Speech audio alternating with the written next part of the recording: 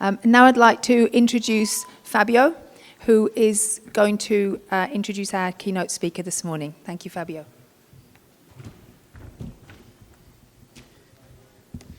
Okay, good morning to you all. Now I introduce Yara Barros. Yara Barros is a biologist with a PhD in zoology from UNESP. She coordinates the Jaguars of Iguacu project and Brazil National Action Plan for the Conservation of Big Cats. She's a research associate at the Instituto Pró-Carnívoros. Yara has served as president of the Brazilian Association of Zoos and Aquariums. She was technical director of Parque das Aves and acted as a government consultant of IBAMA ICMBio on wildlife conservation policies. A member of the IUCN CPSG since 2014, she has received awards such as the Whitley Award this year and the Women of Discovery this year. She has worked for 30 years in species conservation with experience in fieldwork, NGOs, government, zoos, and public policy. I would like to add a personal note that she earned her PhD from UNESP, São Paulo State University, the university where I teach. And I can affirm that she's an inspiration to my students, particularly to young women, but also to the entire new generation of people who will dedicate themselves to caring for conservation. Thank you very much, Yara.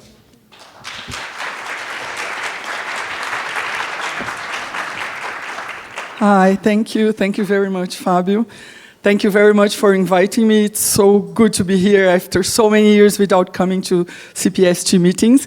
I'll talk a little bit about jaguars, my preferred species in the world, the most amazing species in the world. I'm sure you agree. And we've been working with this species in Iguacu Falls. So the project Jaguars of Iguacu, which I coordinate, we are a project, it's an initiative from the government, the national park, and some NGOs. So I belong to Instituto Pró-Carnívoros, the NGO who is running this project. And here is a small video, very small, summarizes what we do. Let's start a journey along the paths where the jaguars of Iguacu National Park live, highlighting the essential work of research, education, and conservation, carried out with unwavering dedication by the Jaguars of Iguacu project. In the heart of the land that houses the majestic Iguacu Falls, an island of life emerges, a stretch of Atlantic forest, a refuge brimming with energy, where biodiversity flourishes in every corner. Along its trails, and with the grace of a queen, the jaguar makes its presence known. A fortress, watching over its territories, it shows us how every living being plays a crucial role in nature, and how it is our responsibility to ensure and perpetuate harmony in our ecosystem.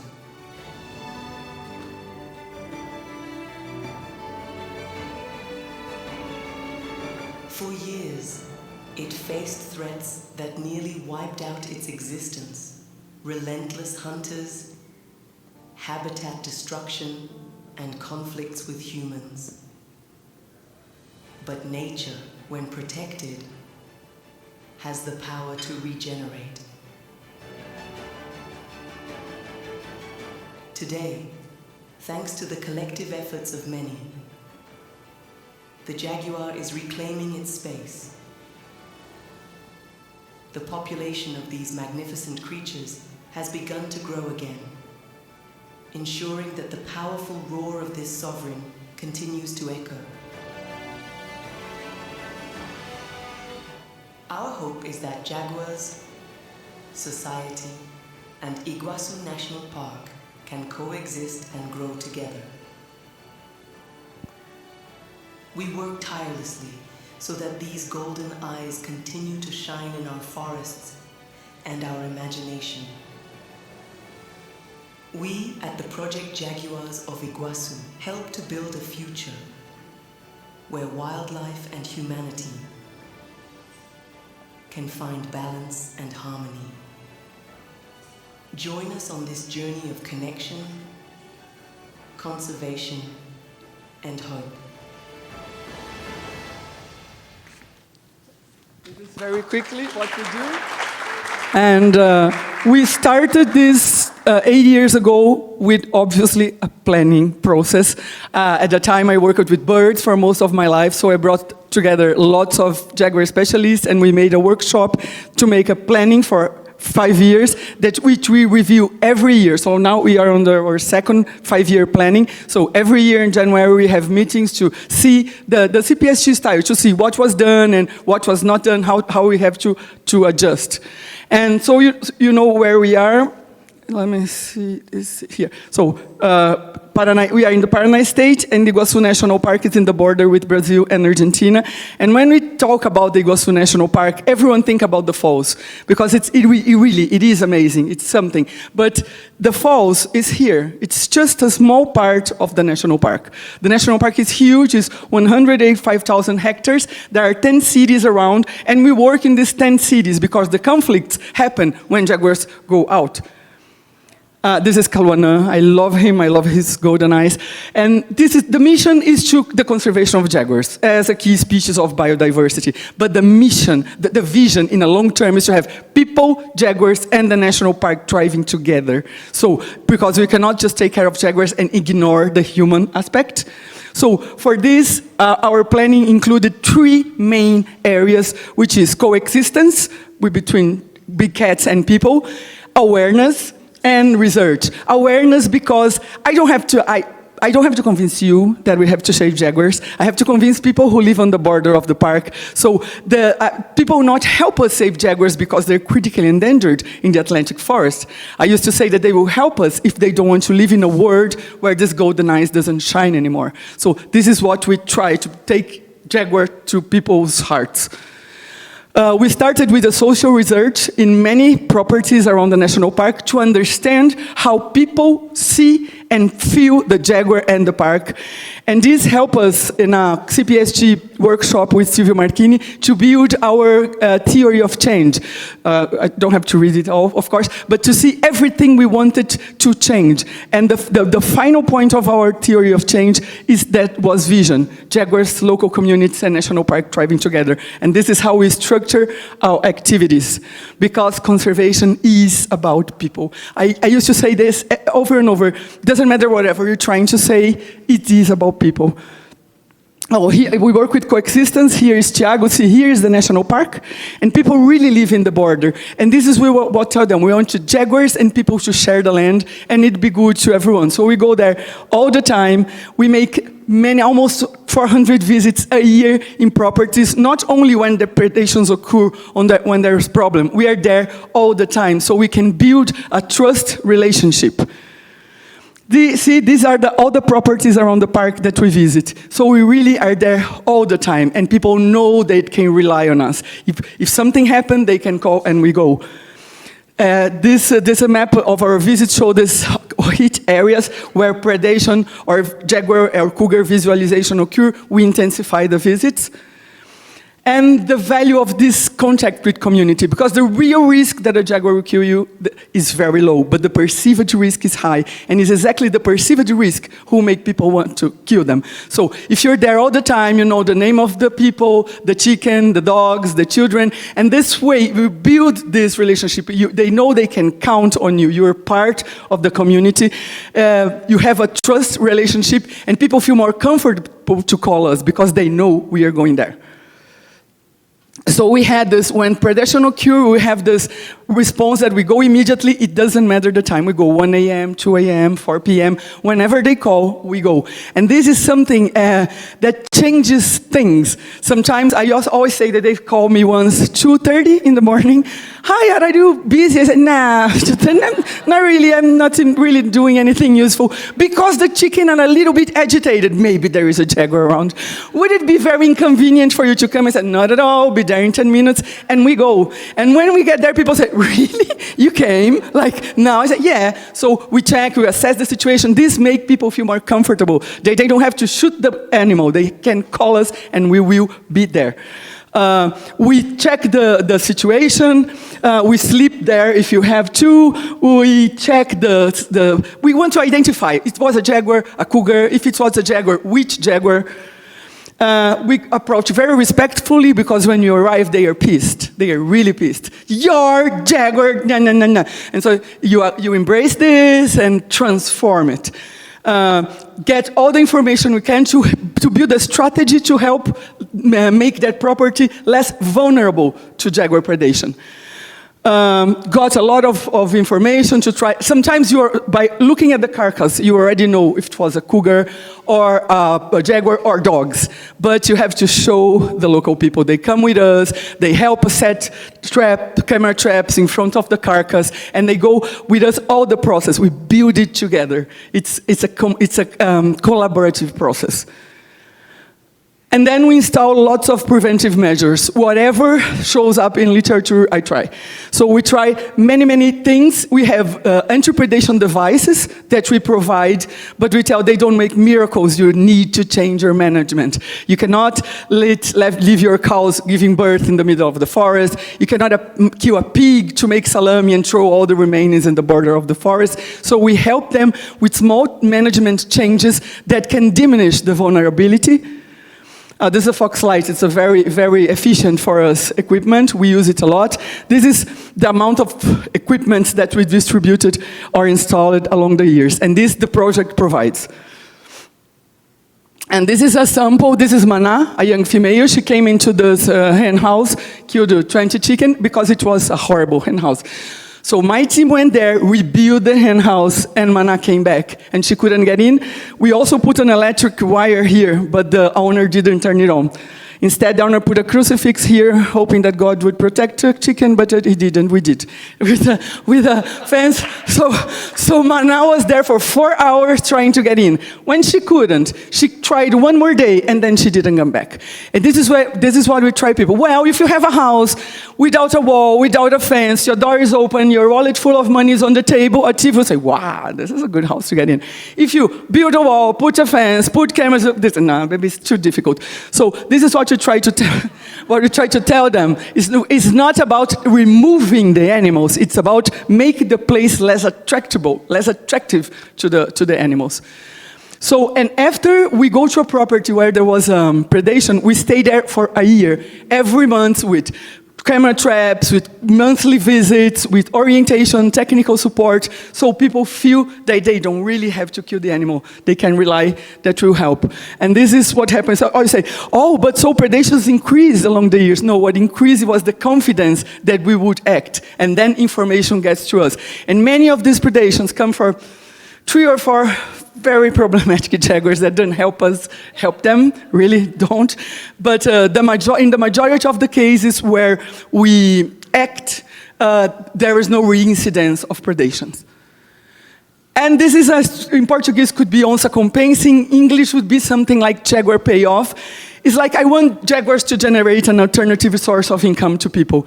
I want to find a talent that is there, but we can help develop into a product or service to which the jaguar can aggregate value, because this aggregates value in keeping the jaguars alive.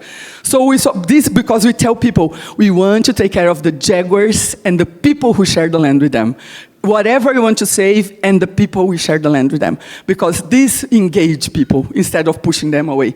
So we saw that crochet is a talent that is there, so I hired a teacher who taught the women how to do these amigurumis. I don't know how it calls in English. So we created the group Jaguar Crocheteer. It's 19 women in 3 cities that do these little jaguars. And they come, let me see if it's here. No, and they come with a tag saying, when you buy these, you are helping empower women who help us take care of jaguars. So you buy something with a purpose. And we let the project doesn't make money of this. And people say, do you make money? I say, no, our profit is that you know that the jaguar is adding value to this. Because everyone can make amigurumi, but this tag saying that this purchase is helping jaguars, you have. So, and now they have another animals of the park, anteaters, armadillos, and other animals. And I just started to work with an indigenous group, very, very, very, very poor, to try to develop also a handicraft line to which the jaguar can aggregate value.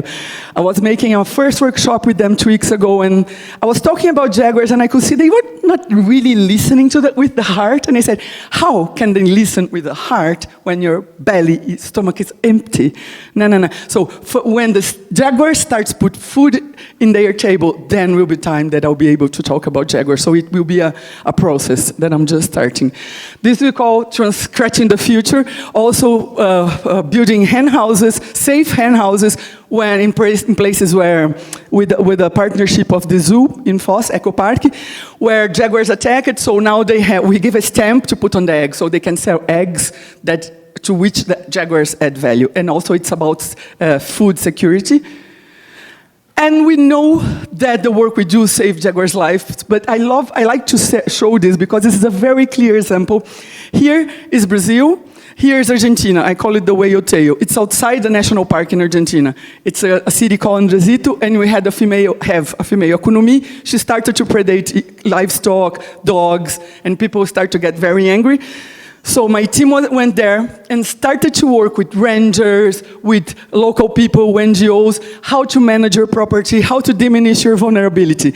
While they were there, Kunomi killed a pig in a property, and the guy was super angry. He used the pig as a bait, climbed a tree with a gun. He filmed this and decided to shoot her when she came for the pig. And when she came, he was about to shoot it, and maybe I'll let them help. And then he called us. We went there together with Proyecto Yaguareté, because this is in Argentina. We work very closely with Proyecto Yaguareté. We used to say we are two projects divided by a river, united by the jaguars. And we were using that pig. We captured her that same night. She's huge. She received the collar, and she was translocated to a nearby area. Oh, but wasn't she come back? Yes, but this buy us time to change his property in a way that is not vulnerable. And today, Kunomi is alive with 2 cubs because of this intervention. And what is amazing, this is the guy who was with the gun on the tree to shoot her. She was captured on my shift, and I was waiting. People arrived to anesthetize her, and I told him, listen, I don't know who you are, but for me today, you are a hero. Because you could have chosen the easiest way, would be shoot her, hide the body, we would never know. But you chose the most difficult way, which is give us a chance of together solve this problem. Then you come here and feel her. So he was, because really touching a jaguar is something, is amazing. And then he was there touching her, and he was crying. So I'm sure that now if Kunomi comes back or other jaguar shows up, instead of climbing a tree with a gun, he will call us and Proyecto Yaguareté to help. We do a lot of awareness activities. We have a car that we call Jaguar Mobile. And so we go to schools, we go to everywhere where there is people gathered together. We are there with our booth talking about jaguar. I make this joke that if a child decides to make a party to baptize the dolls, we are there talking about jaguars. Because much of the fear comes from the lack of knowledge. So this is what we want, reach much, much more hearts. And now if you go to Foz, you see we are the first jaguar-friendly airport in the country. When you arrive in Foz, you already know you're arriving in the land of the falls. But now you know you're arriving in the land of the jaguars. There is this huge panel of Caluanã and this bus, all stickers like a jaguar.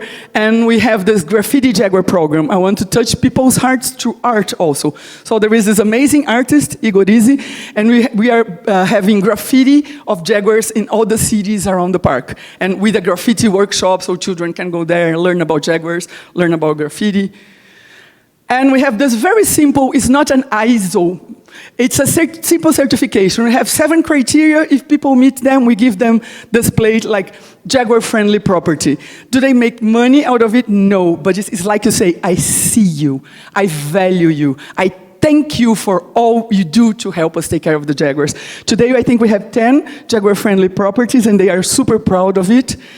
And every year we produce a little booklet in a very simple language that people can understand. Because the problem of scientists keep talking to their peers is that people continue to think that Earth is flat, climate change is not real, because we keep talking to each other. We use a very simple language that they can understand and they can relate. So knowledge is not a barrier, it's a bridge between the project and the people.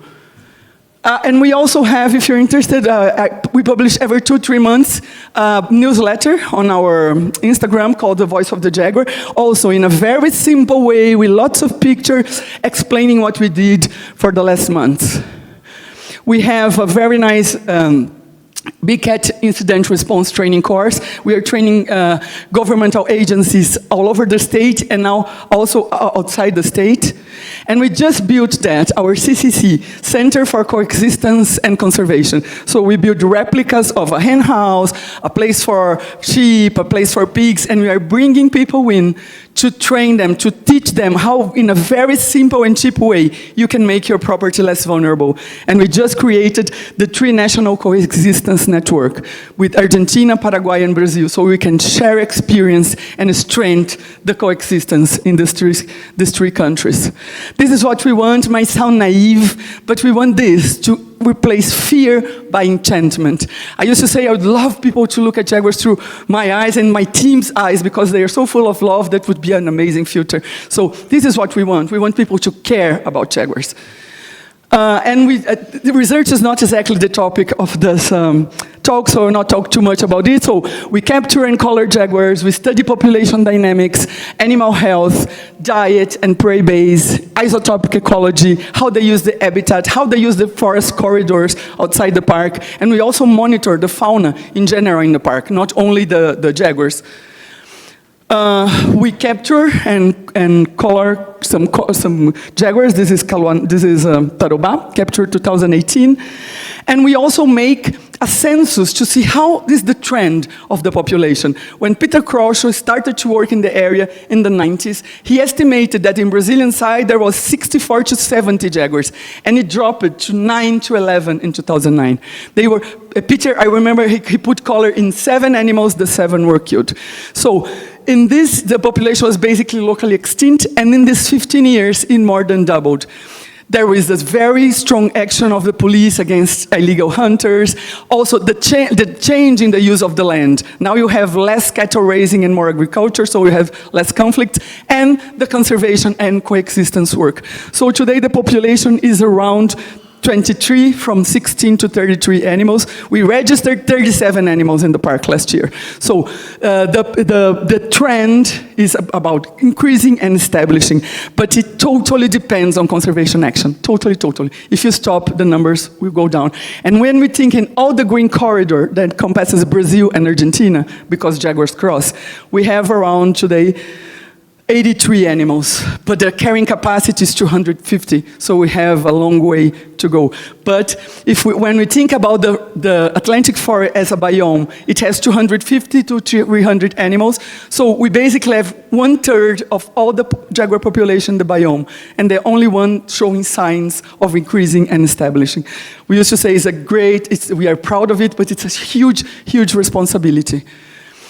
And we also try to make plans not only for, I am the executive coordinator of the National Action Plan for Big Cats, but we also pushed the local government to create the State Action Plan, which was a CPSG workshop, and now Paraná is the only state in the country who has a plan for big cats, because you have specific things that species need in the state that are not covered by the national one.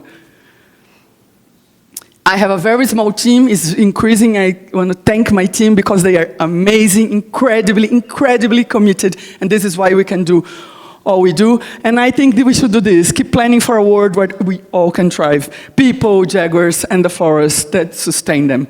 With this one approach, one plan approach. We also work with captivity people to make sure that whatever we can help, how we can help build a strategy together.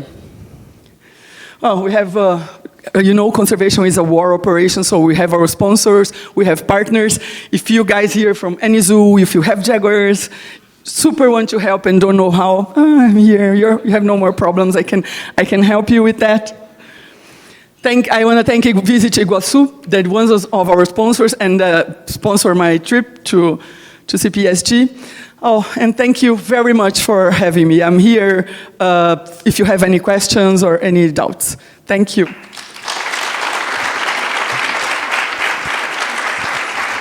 going to take some questions.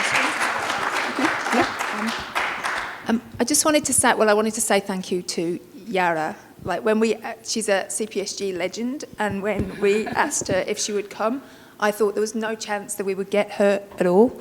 And she said yes straight away, which was awesome. But now I know I just have to call her and say, your Jaguars are bothering my chickens. And she'll be there exactly. right away. That's all it takes. Easiest way. Yeah. But we're going to move the next 15-minute slot to later in the day, so that, because I know that people will have questions for Yara, so we wanted to make some space for that. So if Yara, if you're okay to take some questions, I'm going to take the mic around the room. Can you do that one? Any questions for Yara?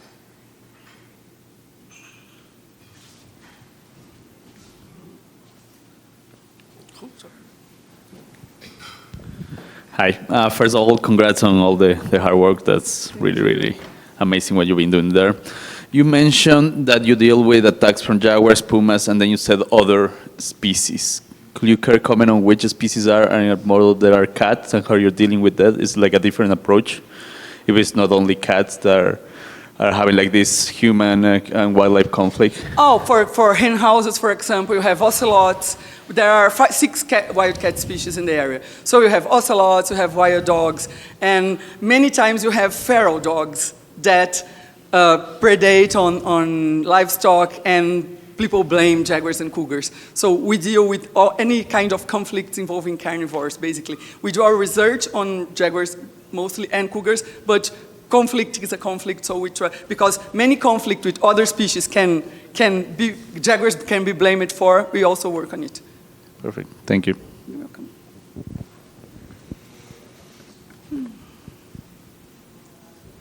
Not really a question, but a comment. You're my hero. Oh, thank you very much. Thank you very much. It's not me, actually. It's a whole team of amazing people. Yeah, no, it's really incredible, Yara. It's a really, really amazing talk. So just to kind of build on that first question, I mean, you don't have to get into anatomical detail here, but I'm kind of curious how you can tell the difference between, oh, this is a cougar attack or this is a jaguar attack, and kind of related to that, then, do you have problems with people saying, oh yeah, it was a jaguar that did this, when in fact, yes. you know, because that happens with wolves in the United States all the time. Yeah, because jaguar usually kills biting here, okay, and start eating here, and cougars, they are not as strong as jaguars, so they bite here or here, right, and start eating the back. And dogs make a mess, they bite here, here, here. So sometimes, and also cougars, they cover the carcass with leaves, and jaguars don't. Oh wow. So if you see a carcass fully covered, it's a cougar. And you see the pattern of eating, it's a jaguar. And when you see bite, honey, it was a dog. No, it was not a dog. Wow. Then you put cameras, and sometimes it's his dog. Because many people around the park, they really don't, dogs are some useful things that they keep to the property safe. They don't feed them, they don't give water, they eat if they hunt, so they live in a very bad shape. This is why we also have a program called dog conservation. We are vaccinating, we are teaching them how to take better care of dogs. So the pattern of killing and eating is different. And the fact that we put cameras, we can also identify the which jaguar was it, because of the pattern of the really? We know exactly who was. Do you have financial compensation programs at all for that? I know that's hard. We don't, because we thought, first, we don't have money for that, which is a good thing. Yeah. But also, we don't think that as a methodology is good, because if you just reimburse, they will never invest in increasing the management. Now, we work in a property that in 30 years, the guy lost 1 cattle to C3, old jaguar. And in 1 week, he lost 9 because he forgot to vaccinate. And then bats bite, and they died of rabies. So if you just compensate, they will not do anything to increase the management. So this jaguar payoff is something to make jaguars add value, but not by compensating. What we try to assure that it doesn't happen again with anti-predation devices and help to change the management. Thank you. It was a very inspiring talk. Have you had experience replicating on a smaller scale in Brazil some of the efforts you're doing here, with other partners? Because it's very interesting. So, but maybe in other areas they won't have the same amount of resources, but they can do something. Have you had some experience? Yeah, because I have two people, Thiago and Aline, in my team that work with Coexistence full-time. And they are giving training courses in many places in Brazil to many other projects. Yeah, our information is totally available. We have manuals. And now with the CCC, the idea is to bring people from all over the country for training. So yes, I know it's not very easy because it's really, you have to be available to go, because if people call you, oh, there is there's a call died here, say, okay, next week I'll stop by and give a look. They'll never call you again. They'll just shoot the Jaguar next time. So, and it's not everyone who has this availability. And you don't need too much people, you need committed people, because we work in this huge area with 5, now we are more, but we are 5 people. So you really have, you don't need a life, right? You just go and when you're called. So yes, we try to replicate because I think it's something that works. Including now we are training the people from Argentina in this methodology. Hi, Yara. Amazing talk. As always, you make me want to give you my entire salary for your work every time, which won't help. You are a small team doing an insane amount of work. What are the barriers that you face to growing your project to upscale? I mean, working with partnerships, but within your own team, what are the barriers to growing your team? Money. No, because as we were talking, many times when you have there are grants or there is some money available, the last thing people want to give money is to pay staff.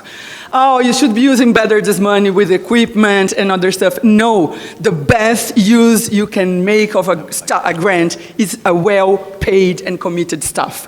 This makes a difference. They are there, giving up their life. They are in danger. They, working around the clock, and they must be well paid. And for our project in September last year, I still didn't know if we would have money to work this year. So it's not a very mentally healthy way of working. So I think funding is a big thing, but not only the money, the fact that donors and sponsors understand that paying staff is crucial. Doesn't matter if you buy amazing equipment if you don't have good and committed people to use it. I think that's... Okay. Thanks, great talk. And this is a little bit related to the scaling up question, I think, and to behavior change, the way that behaviors change. I'm wondering if people change their behaviors because you had an intervention only, or if people are watching other people's responses and seeing that there's a different norm of behavior that's possible. I think both. And now I told you that in 2017 we made that research on how people felt about Jaguars. And this year we will repeat this questionnaire so we can compare how it evolved. And we have many people that serve as examples. We have a property that we work that he lost a lot of his corn plantations by capybara and peccaries, white-lipped and colored peccaries. And then some jaguars and cougars showed up in the area. And then he tells everyone that his losses diminished 80% because now the jaguars are controlling the animals. So we have this to use also examples. So I think people are changing because we are there all the time, because we are working together and they are seeing that it's possible to do things, and also seeing the example of others.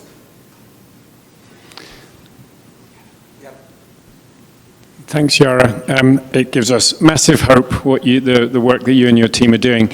I wonder, with the thinking about the stability of those farms and the people around the area, and think about my experience in Madagascar. One of the problems is you can work with communities there, but because there are challenges elsewhere in the country, and also some areas are more sorted. And more appealing, that you have huge influxes of people. So communities, farms are not necessarily stable. So you work with one, but then there's another one that comes, and it kind of acts as a bit of a magnet because things are working well. It's a good place it's a reasonably well functioning place to reside. Is there a problem with immigration and sort of keeping on top of the new people who've arrived and Yes. helping to sensitize them or help Yes, them. Jamie, a lot, because the salaries are ridiculously slow in this in the farms. So there is a turnover. It's too much. You go there and you talk to the guys and you teach how to do, and then 1 month later you go there, it's a new guy, and then another month it's a new guy, and it's really, you have to convince the owner, because it's not the guy who is there who will implement. You have to convince the owner that will give the order. So, but as it keeps changing, this is why we are there all the time. Sometimes you feel frustrated. We just taught you like everything, oh, new guy. And some people will not believe you. Some people, and we had this problem also about cattle theft in some properties. And then they say, oh, it was the jaguar who killed. And 98% of the time when there is a predation, we find the carcass. And if we don't find the carcass, even sometimes 1 kilometer inside the forest, we find the carcass. If we don't, we say, this was not a predation. Possibly your cattle was stolen. And many times the employees, because they make so few money, they steal the cattle and sell it and tell the owners that it was the jaguars. And then it's a conflict when we arrive there to try to solve this, because they don't want it solved. It's convenient that the owner believes that the jaguar is killing the animals, so they can continue to steal them.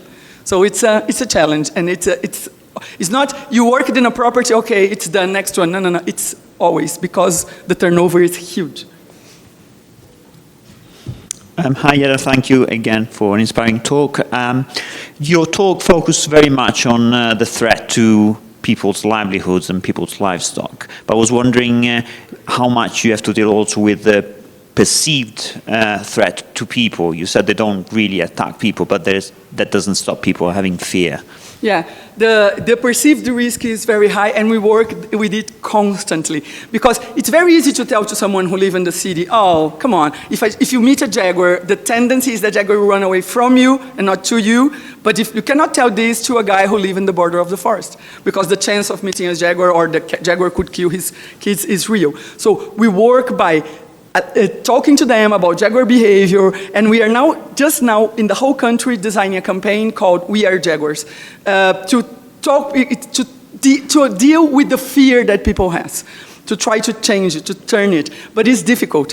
And sometimes we think we are doing well, and then 3-4 months ago, I don't remember, a jaguar killed a man in Pantanal because the guy was feeding the jaguar. By the river. He was attracting the jaguar very close to him with fish and treating him like a pet, and eventually he was killed. So everything that we were doing, the speech, and it's chaos. This news never dies. It keeps. Every time I say, guys, if you meet a jaguar, he will run away from you. But what about the man he killed? So we are dealing with that all the time, because fear is a very powerful thing. I used to say, when I mentioned threats to jaguars, well, deforestation, habitat fragmentation, hunting, and fear, because fear is a powerful threat, I guess. Fantastic work, Yara. Thank you so much for sharing.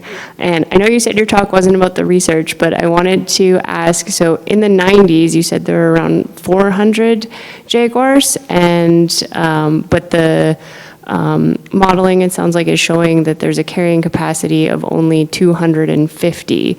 So I was just wondering, like, is there been significant habitat loss, or like were they over capacity in the past?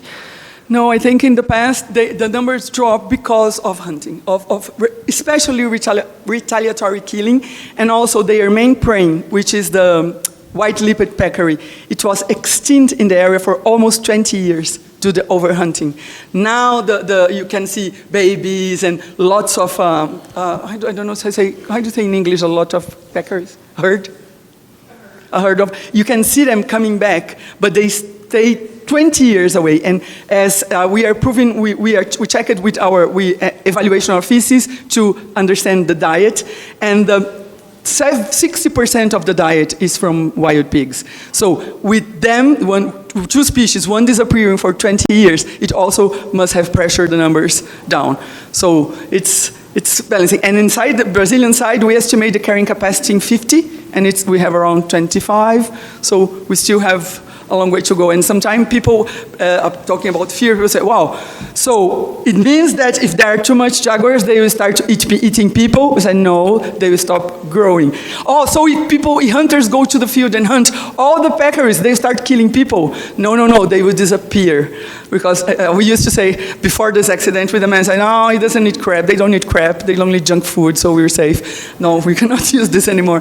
But just to say, we are not on the menu, and the few accidents usually are due to some human interference, like we kind of end up provoking it. Thanks for your talk. I was wondering, you work within a national park. Do you coordinate with them, or they are going to work with you and they know how to do this work, that they have the governance on that park, they are in charge of the park, they should be doing that work. The national park, yeah. Exactly. We have an MOU to work. We have an MOU to work together. We have a cooperation agreement, and we elaborate together the planning, the strategic planning. They are part of it because this part of law enforcement, we cannot do it. I can only tell you, please don't hunt because the meat who fills your plate empties the forest. But I cannot arrest hunters. We have this policy: if we find a hunter in the forest, we say, hi, goodbye, good morning, go away, because we cannot do anything apart of being shot. So yes, we work together with the national park. This is a program developed in partnership with the national park.